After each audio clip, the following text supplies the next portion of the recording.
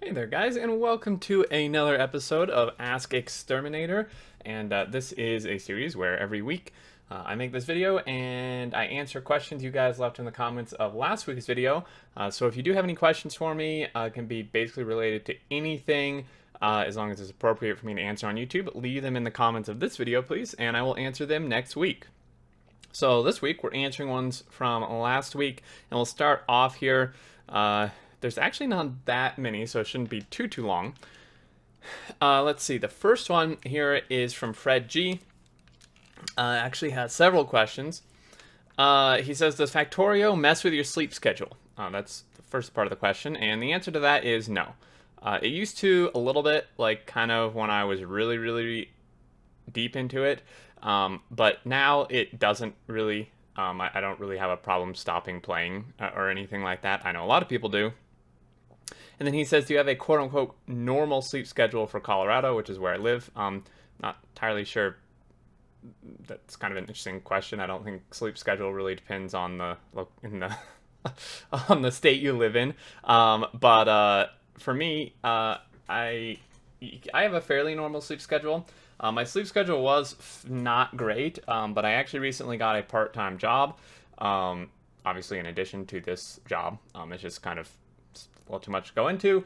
But the job requires me to actually, get up at normal hours for the most part and go to sleep at normal hours. So now I do actually have a fairly normal schedule, which is usually like go to bed around midnight-ish, midnight, 1 o'clock, and then wake up around between 7 and 8-ish. Which is pretty good. My sleep schedule used to be horrible, way worse than that. So I'm kind of glad that it's more fixed now.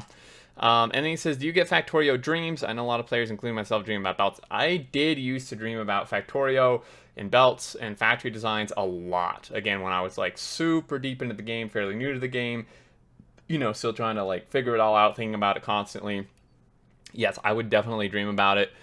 In fact, what's interesting is in my Sending Supporters to Space playthrough, which I've mentioned multiple times, we had this huge train transfer system, which I called the switcheroo. The whole design for that actually came to me in a dream, believe it or not. And I'm not like joking. Like it literally came to me in a dream. And then obviously like the super fine details to work it out, I worked out with other people while I was awake. But the general plan for it, I dreamed about, which was actually pretty funny. So definitely is a thing that happens to me. Next question comes from Gary. Generous, I think. He says, Extern, thank you for your videos. Well, you're very welcome. He says, I have a question for you. I play Factorio off and on since something like 0.10. Nice. It's about when I started, a little after. And the reason it is off and on is because I find it causing me to lose track of everything around me, especially time. Start playing, and then in what feels an instant, later 8 hours have gone by, and the only reason I notice that is because my wife is yelling at me for not getting off. This happens for me every time I play. So my question is, have you ever experienced this sort of situation while playing Factorio or any other game, and how have you dealt with it? That is a good question, and I think a lot of... Okay, I'm going to answer this kind of two ways, because a lot of people say this kind of jokingly, like, do you dream about Factorio? Time can go by so fast, haha. And it can be kind of joking. And I can't tell if this is like kind of just a joke question or if this is actually seriously a problem for you.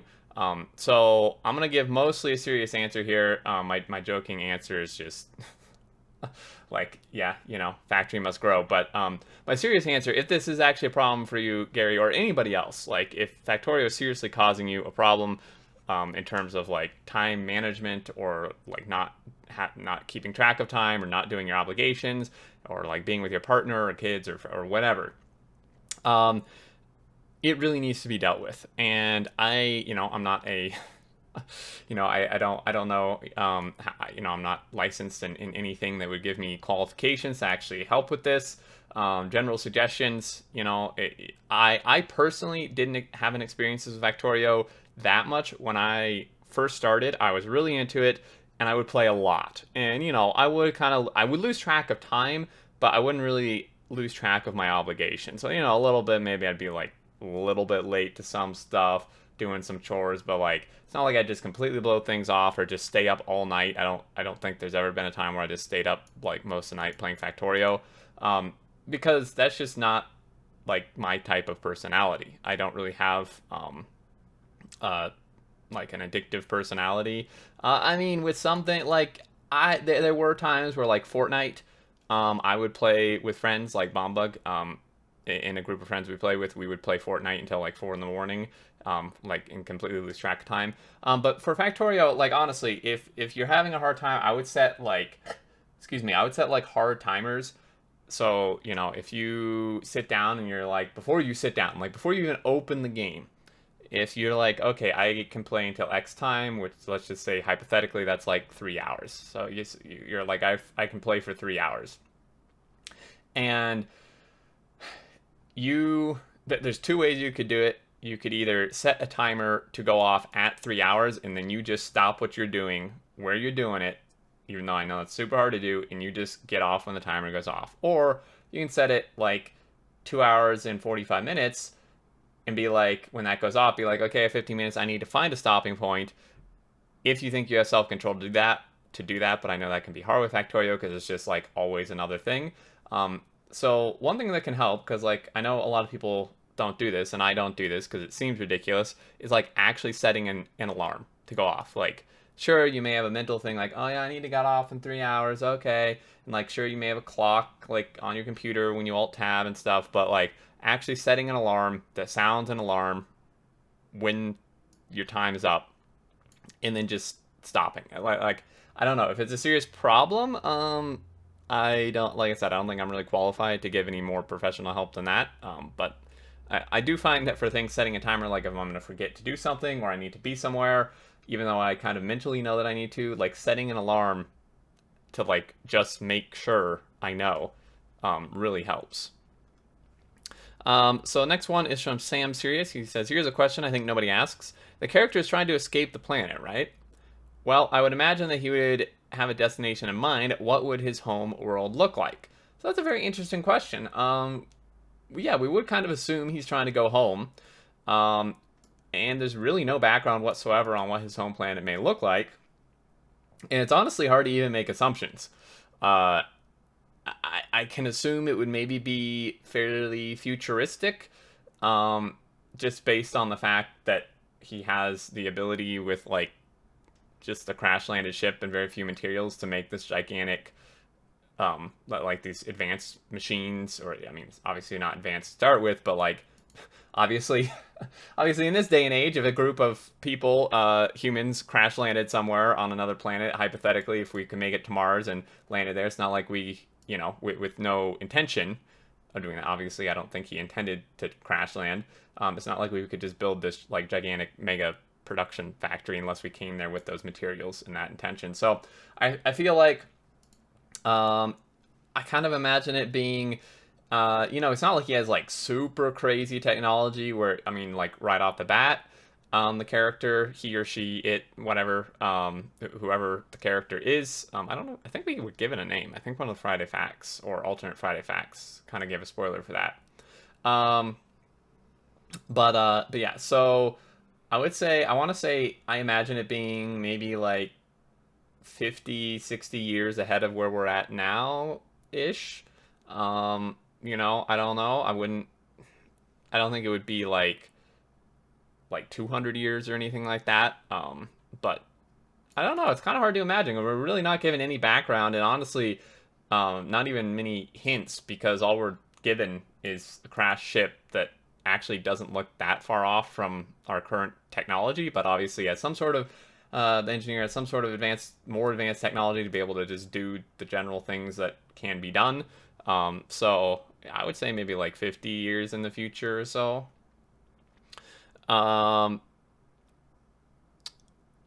Moving down. Next question from Tyler Ruiz asks, thanks for answering my question. You're very welcome.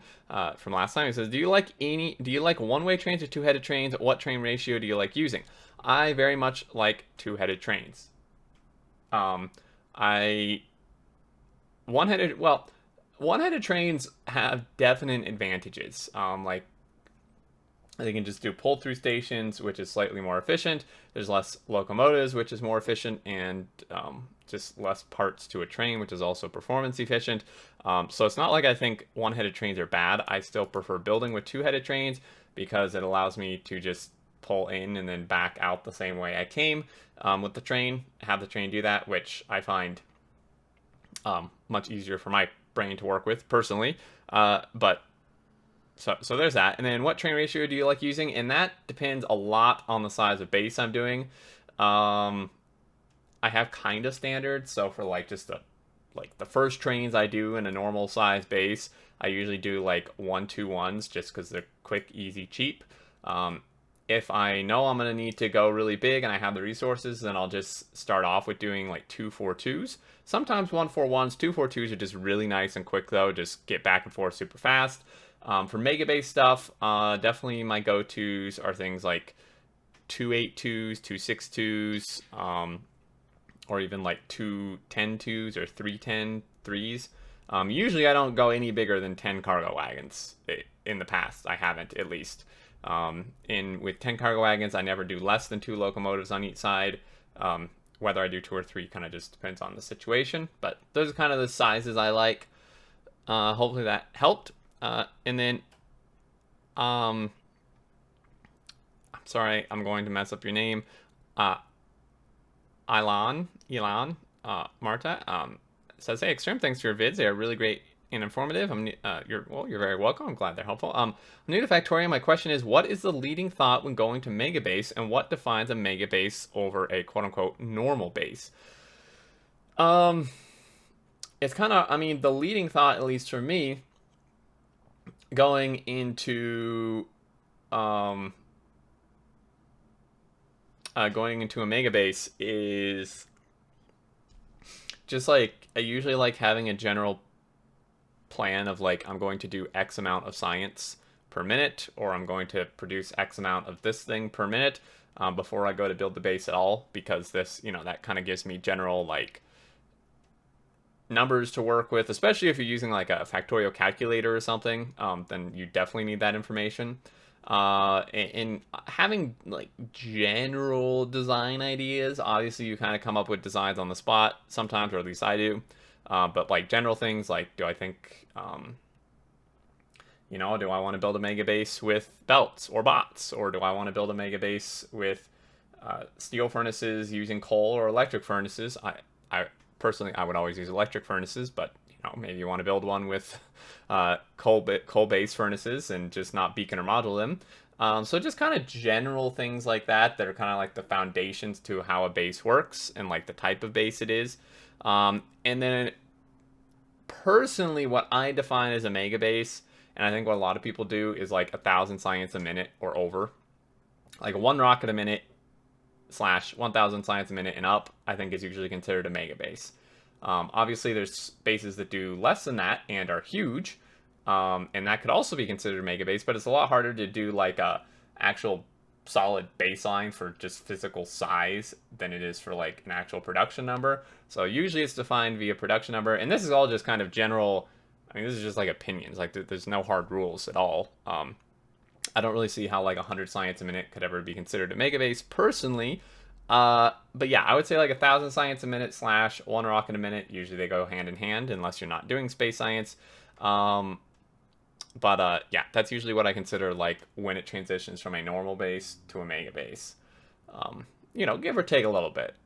If it's like a 900 science fact per minute base, or almost 1 rocket a minute, and it's just a huge base, sure, that's probably Megabase too. So there we go. Let's see. Windows Agent asks, do you think Factorio could sometime develop 3D and get VR in the future, or would it ruin aesthetic and concept of the game? Absolutely not. It would never be 3D, and it would never get VR. And the reason for that is, 1, it would ruin the aesthetic and concept of the game. 2, I know the devs would probably never want to do that. And 3, that already exists in Satisfactory, so there's no reason to do it in Factorio, and because it would literally change the entire game. Satisfactory, I don't know, maybe Satisfactory does have VR, I don't know. If it doesn't, it probably could in the future. It's already 3D, So Factorio, like literally, aside from the gameplay mechanics, what makes Factorio Factorio is the top-down view and aesthetics of it. Like, and that's not something that they can just change, with like 2 lines of code. It would literally require making basically a whole new game. So it's not like they can just turn Factorio, just be like, all right, guys, edit these 5 files, boom, we're 3D. Like, they would literally have to just make a whole new game. Like they can't just turn Factorio into 3D. VR support, I don't even think VR support works unless it's first person, right? Or third person. Like, it doesn't even work in the top-down view, so the same thing would apply, I suppose. Where they would just have to make like an entirely new game, which, I mean, I guess maybe, but then it wouldn't be Factorio, right? It would be some other game. So the answer to that would basically be no in both accounts, or all accounts. How would you feel, Luke? Oh, there's no question mark here, but this is kind of in regards to what I mentioned last time, but I'll answer it anyway because I think that's basically one of the last ones. Luke says, how would you feel about machines which could mine up land or landfill, allowing you to create patches of water while mining landfill directly? And these could have insane mining times with small outposts, so they're not too OP. I mean, you could do that for mining landfill. I still think it would be kind of just a little cheaty to be able to just mine up land and create water, because then you can just create moats. Even if it is really slow and expensive, you can still do it, and I'm pretty sure the devs would not allow that. But in terms of removing landfill, like, I've gone on multiple rants about I don't understand why we can't remove landfill. Personally, I think you should just be able to pick it up like you do concrete. That's probably how the devs would implement it, or have bots do it. But if it required a machine, excuse me, that could be an option to pick up landfill you've already placed, but actually picking up land, just just that existing land to make water, I don't think would be good. And Hydride asks, what is your favorite balancer and why? Example, 2x4. Well, ironically, 2x4 is my favorite balancer, and the reason for that is, one, because that's the one I use basically all the time, because it can be used for multiple different configurations. A 2x4 balancer can be used to balance like 3 lanes or 2 lanes or 4 lanes. So I personally like that better. Best, 4 lanes is very, very, very common. If I do 8 lanes, I usually just do 2 sets of 4, instead of like an 8-lane balance. I mean, obviously there are cases where you would need an 8-lane balancer, 16-lane balancer, but I basically absolutely always use 2 to 4 balancers because they can work with multiple amounts of lines, and they're just super versatile. Most common, pretty much always building 4 lines, if it's going to be like more than just 1 or 2. So yeah. And I think the last question here is from Tyler Ruitz again, and he says, how many bots is too many? I don't think there is too many. I would actually kind of change the question to be that if you're having issues, it's actually how many bots is too many for the amount of roboports you have, or how big is too big of a network. I don't know that too many bots is necessarily an issue. I think it more comes down to how huge and expansive is your robo network, or how lacking is the amount of roboports you have compared to the amount of bots you have. Like, I mean, I guess I guess to truly technically answer your question, too many bots is when you can't fit in enough roboports to charge them properly. Like, if you have so many bots working in a network that you just can't fit in enough roboports, like physically in the space you have, to charge them properly, then you have too many robots, / your network is too big and you should be splitting it into multiple networks, and your production into multiple networks. So that is my answer to that. That is all the questions for this week, guys. I hope you enjoyed, and again, any questions you have can be Factorio related, game related, or not related to either. Can just be anything that's appropriate for me to answer here on YouTube, and leave them in the comments of this video, and I'll answer them next week. I really enjoy doing these. I hope you guys enjoy it, and until next time, I look forward to seeing you all, and do take care.